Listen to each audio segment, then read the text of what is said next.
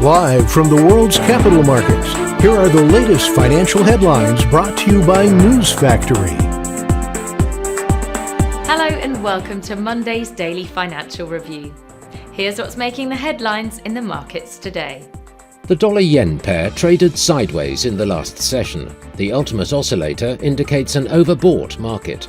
The Bitcoin-dollar pair made a minor upwards correction in the last session, rising 0.1%.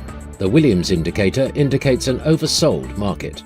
The last session saw the gold rise 0.9% against the dollar. The RSI is giving a negative signal. The oil-dollar pair traded sideways in the last session. The stochastic indicator is giving a negative signal. Coming up, the choices from our chief analysts for today.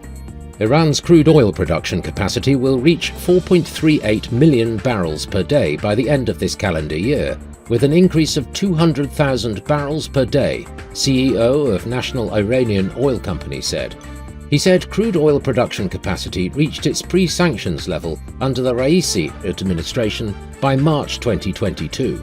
Foreign Minister Liz Truss is a great believer in the independence of the Bank of England and its responsibility to determine policy on inflation, she said.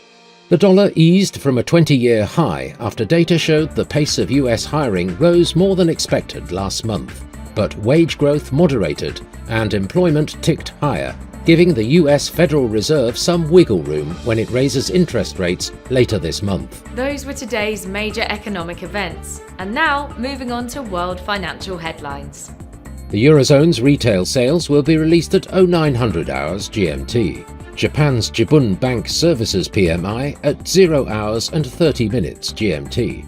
Japan's labour cash earnings at 23:30 GMT.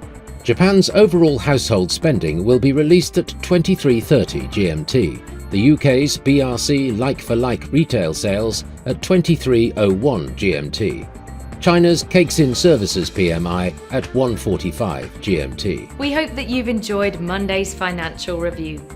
On behalf of all of us here, we wish you a productive trading day. Be sure to join us tomorrow morning for the latest news and events from the financial markets.